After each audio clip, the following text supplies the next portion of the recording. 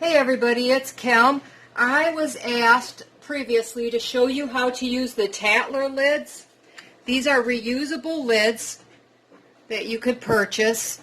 I just happened to get the steal of the century. I got them for $1 a pack at a garage sale, but they usually run from $10 to $15 for 10, I believe is in a pack.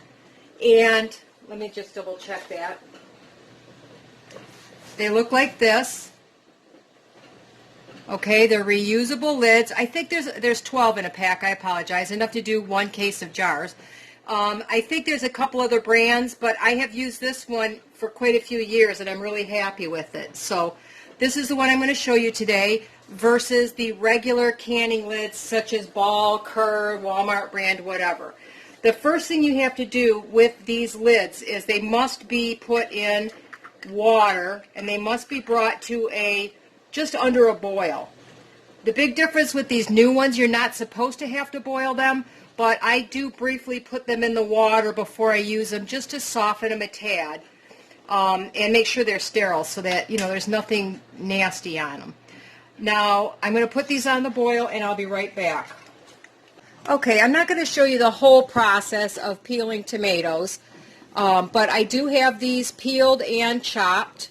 They were previously frozen for me because I did not have enough to do a whole cantaloupe at one time. I had to pick them green. There's another video about that I'll link below for the reasons why. But now they're ready to go into the jars. The one problem is they're a little bit more chopped looking, or almost a puree than I like from when I do them fresh, but that's okay. I'm going to use them in chili and things like that. Now, this is a pressure canner. I'm not using it as a pressure canner today. I'm using it as a water bath. The water is on to boil. I've turned that down because when you put hot liquids into jars, you want everything hot. Your water and my jars are in the oven warming up as well. So let me get set up and we'll start putting this in the jars. I have the Tattler lids on in the back, and I'm going to bring those to a boil.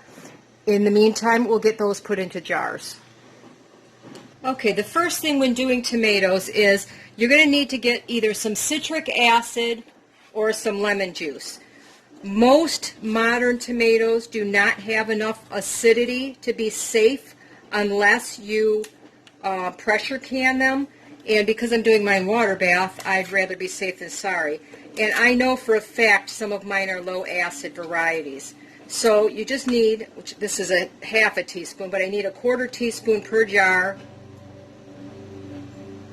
And I know my canner holds 9 jars, so I like to do them all at one time. I don't exactly follow the complete directions. They do say do this one by one. And I'm sorry, but this is one thing that I do because I'm pretty quick at filling them. All of these jars are hot from being in the oven. And then this is optional, but you can add salt, and I do prefer to use the canning and pickling salt. You do not want the iodized. It can make your tomatoes look kind of dark and brown. And you put up to a half a teaspoon per jar. I do a little bit less. I don't like my food salty, so I go between a half and 3/4. I figure I can always add it later, but I can't take it out, so just going to add it to all of my jars here and hope I didn't do double in somebody. Don't think I did. Okay, so those are the 2 quick steps.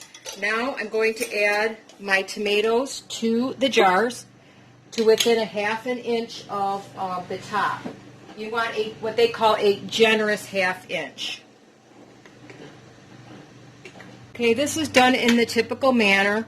I'm just going to take my funnel and I'm going to put my tomatoes in there.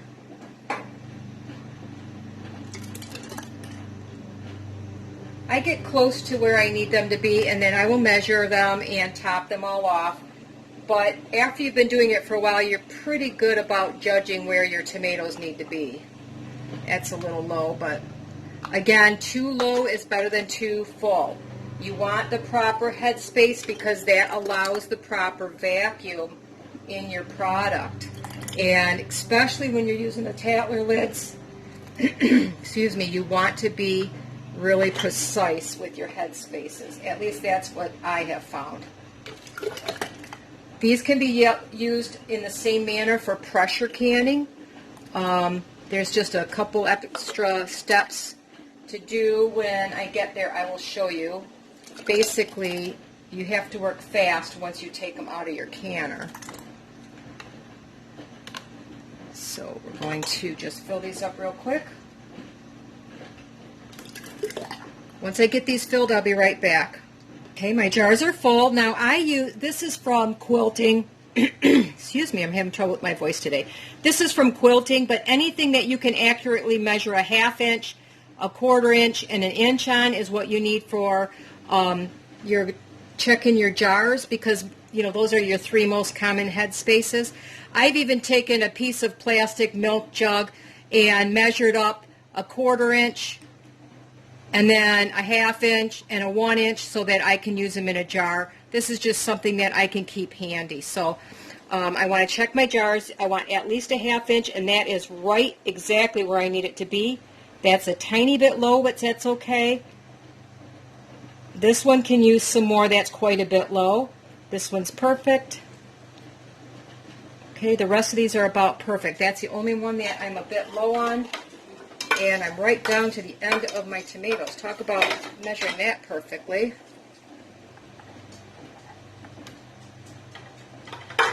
Okay, so that one should be close enough. Now, if you are cold packing these, you will need to make sure there's no air bubbles in these. If you have a debubbler, that's great. If not, a plastic knife works well. These are hot packed, so I know that they're in there pretty well. Don't like the color of that piece, so I'm just going to get rid of it there. If cold, hot packing, they tend to pack in better, or if you have chunks, you definitely want to make sure that you debubble these. But I know these were all being hot packed, that's not going to be a problem. Now in the back here, my lids, my Tattler lids, they are boiling, and we'll get to that step in a minute. The most important step you're going to do today is to wipe off your rims with some vinegar. If there's any food like this, I think you can see it. See, there's food on that rim. If I do not wipe that off, you probably will not get your jars to seal. And to make sure I do them, I usually take them out one by one, at least in the beginning, so I know I can move them around. And I wipe my rims really well, turning my rag as necessary. I just use a paper towel and a good amount of vinegar.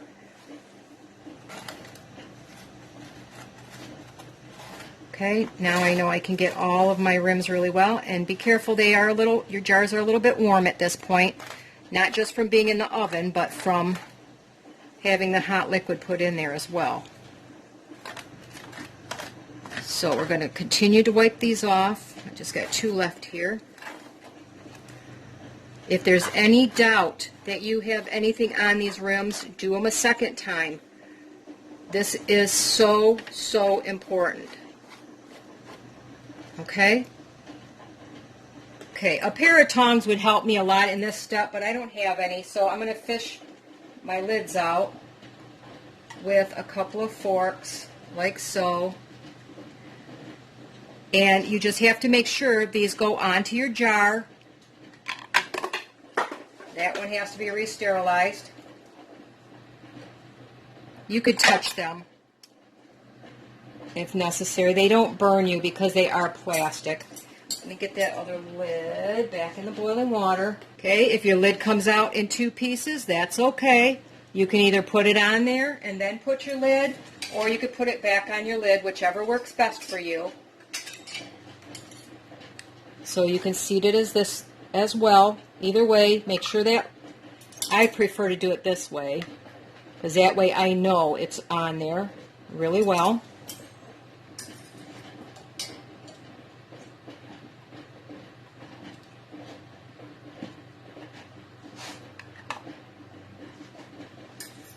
Okay, I just have a couple of the regular one of the Tattlers left here. Now, like I said, I like mine warm, so I'm going to drop these in my water real quick. I don't have it boiling anymore. I just have it warm. So now be careful you don't grab 2 seals by mistake. Again, I have a question on this one. It looks clean, but I just want to be sure because I could see it splashed up on the rim a little bit. Okay, now I could put my other lids on real quick.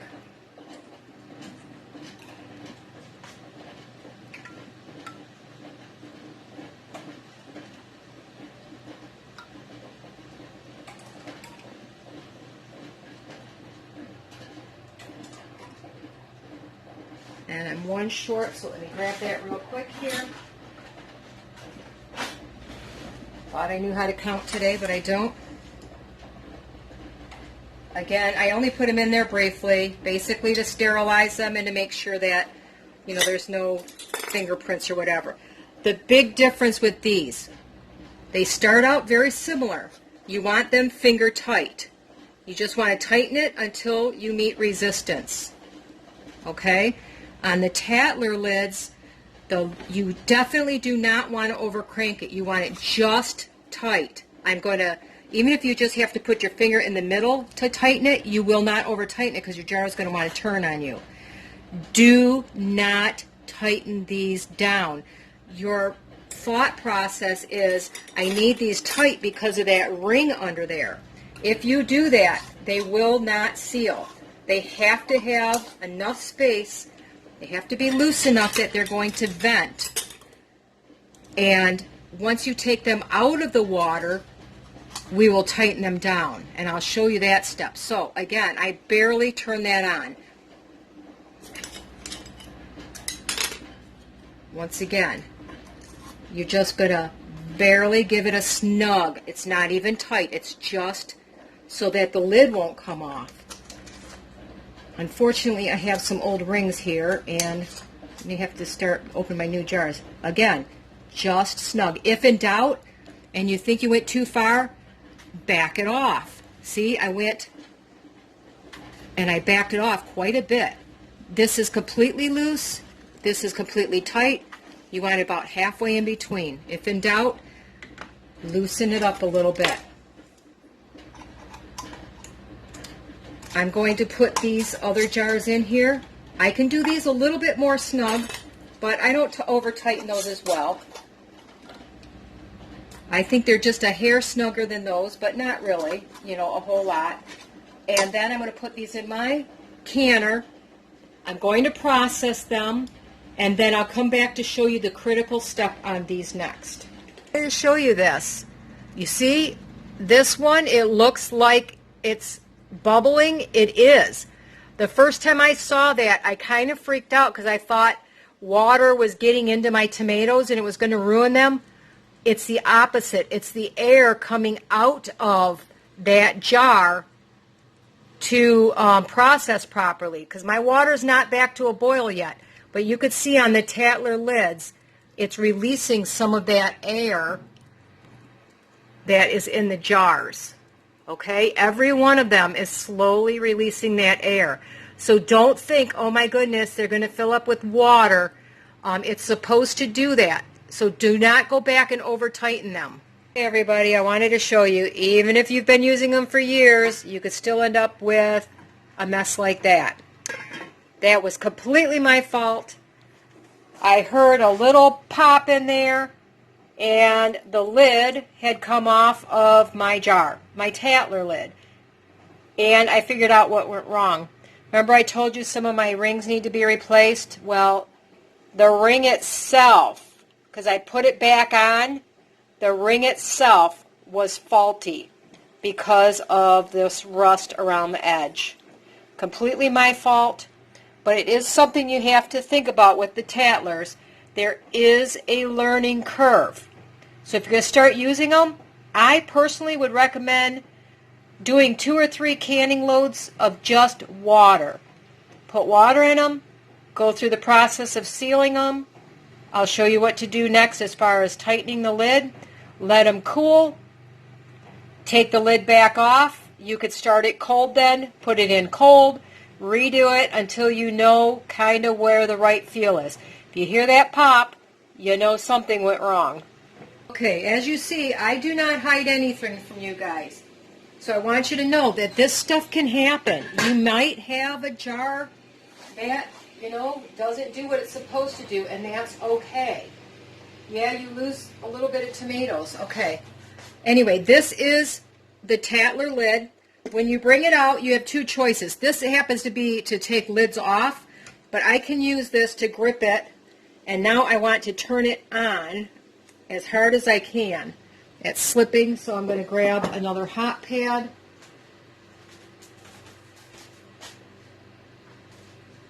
Sorry about that. You want to crank this down now. Now, either, okay, I can feel that turn. You want to turn it, and I'm putting some muscle into it, okay? Now, either I had that other lid that fell off, either it was the faulty ring, which is very possible, or I had it over tightened. And it was trying to express some air, and it couldn't, and it blew the top off.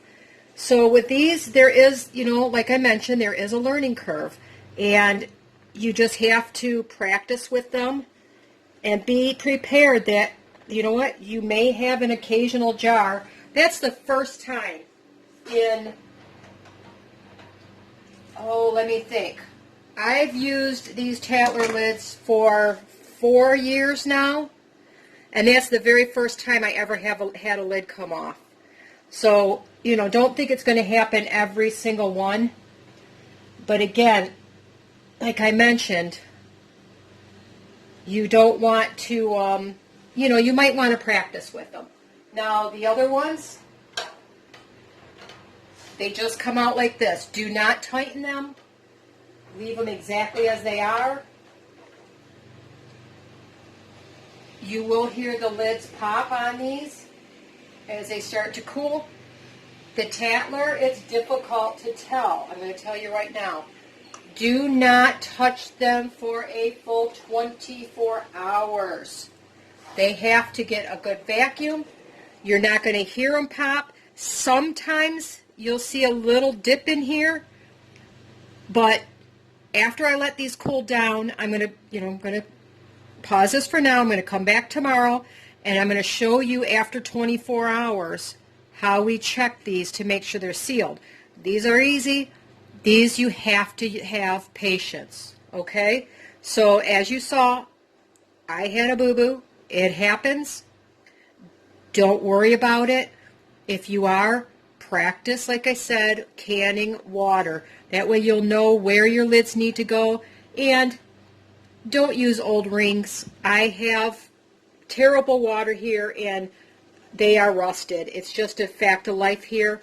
I'm going to open up my new jars and get the rings for those, especially if I'm going to use my Tattlers. So anyway, forgive yourself if you make a mistake. And I'll be back tomorrow to show you how to tell when they're sealed. Good morning, everybody. It's the next day, and my jars are completely cool. Now, I wanted to show you how these Tattler lids, the only way you know if they're really sealed. First of all, they do slightly dent a little bit here. You can see that they're kind of sucked down, but, these other ones, if they're not, you could push in the middle and it kind of makes a little popping sound. This one, you can't do that with. So the other thing is that you have to take the lid off, which you do to store them anyway, and you lift them up by the lid. That's it. So you know it's sealed. Okay? So there's one. We had the one failure, and I'll talk about that in a second because I do know what I did wrong. First of all, I used an old ring that I had difficulty getting on. It didn't want to go on quite straight. There, so all my jars are sealed. And I think with the Tattler lids, especially with tomatoes, they say a 1/2 inch. And even on my regular jars, I've had this happen in the past. It's been a year since I've canned tomatoes, so I had to think about it. I like to leave a little bit more than a 1/2 inch. I should have left closer to an inch, because what happens is as you boil them, the tomatoes want to rise up. Okay, let me get this a little better view. You can see it really good on this jar here. The tomatoes want to rise up from the bottom and float. And I remember one time right before that lid went bad, I had to turn the water down because it was boiling so rapidly because I wanted to warm it up a little faster. It was boiling super hard, and that forces these tomatoes, excuse me, to float a little bit. And you could see how hard they're pushing up against that lid. I mean, they're really up there. It takes a lot to try to get them down off the lid, and it's still pushing up on that lid. Let me get this off the lid here. You could see it's obviously sealed because I could shake the daylights out of it. But this is the only way I can even begin to get those tomatoes off the lid of this, which I believe caused a little extra siphoning in there and part of the reason why that exploded. So they're still stuck up there on the lid. Between the bad lid and boiling too hard and having it a little, I had it really at a 1/2 inch. It should have been a generous 1/2 inch, more like 3/4. That's what caused that other one to go wrong and, kind of explode in the water there. So, like I said, there's a bit of a learning curve with them. Don't be disappointed. Now, tomatoes are the only thing I've ever had that exploded like that with me. Should have been a lesson learned. Pack them a little bit lower than, give it a little bit more headspace than what the book tells you. And don't boil them too rapidly because they want to rise up and push up against the lid like this one is again. Okay, now and it's perfectly normal to get them to float, but they should not be jammed up against the lid when you're done with them like mine were. So now the last thing to do, I'm going to label these. I do not write on my lids. I do put a piece of tape on these and write on the tape. My other ones I write on the lid because that way you know if they've been used. And then I have to I do wash my jars really well before I put them away. I want to make sure that there's no, especially the ones that were in the water with that tomato, because I don't want like a mold to form up on here or the jars to get sticky. In my house, that brings mice into the house and they'll start, running around on my jars, and that's just gross. So when you open them, the Tattler box tells you to gently put a knife between the jar. You can't even see the seal up there because of the tomatoes and the rubber ring. I find one of these works really well. This end of some people call it a church key, and you can barely put it under that plastic and gently pry it up. Or some people will just take their thumbs and push up really well on the edge here, because the rubber is what makes the seal. So you have to make sure that that rubber doesn't get damaged in any way. So there you go, Tattler lids, how to use them versus a standard lid. If you have any questions, leave me a question below and I'll be happy to answer them. Otherwise, have a wonderful day.